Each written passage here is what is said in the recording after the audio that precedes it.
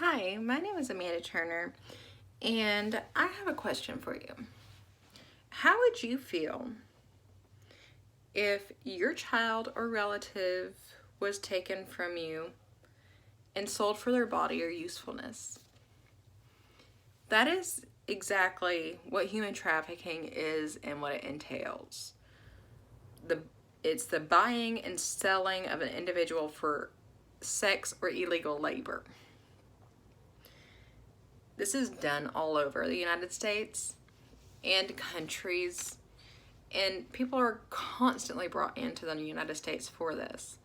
And people do not know their rights when they're brought into an unfamiliar territory. Human trafficking is something that we as individuals need to be concerned and aware about as it is at its utmost height in histories of the nations. And it can affect you directly. It's definitely something that I worry about with my children. In 2017, per Human Trafficking Search statistical information, there was a 13% reported jump of cases in human trafficking identified. That doesn't even touch the unreported cases that haven't been brought to the attention of the government. This means that we're looking at a reported 10,615 victims, and potential victims are contacted in so many different ways, in so many ways that we use on a daily basis, such as calls, text, little forms you fill out on websites with information about yourself if you have children, and emails. These are very common means of communications, and we all have access to these on daily basis. Think of Facebook, Twitter, Snapchat. All of those can be sources to get a victim. So in the 2017 report of human trafficking statistics, there was 2,409 in that year alone cases reported of sex trafficking. These have gone to escort services, residential, and outdoor solicitation. Sex and labor trafficking can be combined together, but sex trafficking still leads where the major concern lies.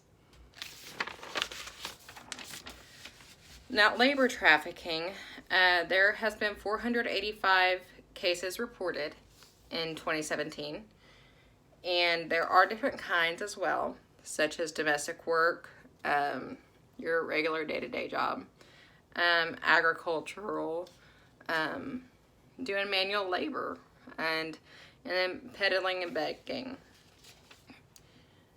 Sex and labor trafficking continues to contribute to more individuals than just labor trafficking at 1,072 cases reported in 2017. There are some major areas of concern for the sex and labor trafficking that we are going to explore. For origination. I can't talk very well. I had oral surgery. Okay. So the top contributors in the United States is California with 1,305 cases reported, Texas with 792 cases reported, and Florida with 604 cases reported. Y'all, all these locations, Texas, Florida, and California, they're all by a coast. They're all also vacation spots. So it's not out of the norm to see somebody that you don't recognize. And when people see the people that they don't recognize in a vacation spot, oh, well, guess what? You either are vacationing here or you just relocated here. That's kind of my thoughts on it.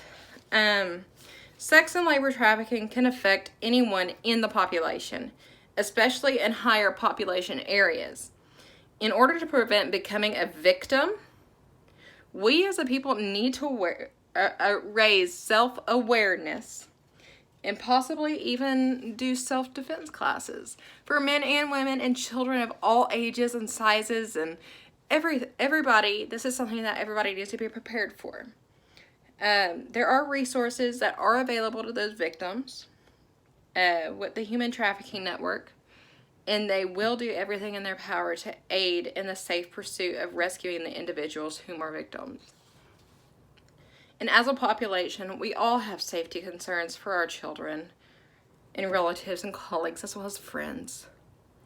If someone starts acting differently, if they start just doing something out of the norm, if they say that they got a fishy email or a fishy text and then they disappear out of the blue moon, it is our responsibility, not only as their friend, not only as their neighbor, but it is our responsibility as a community to come together and work together so that we can prevent these types of crimes from happening again. Thank you for watching and have an amazing night.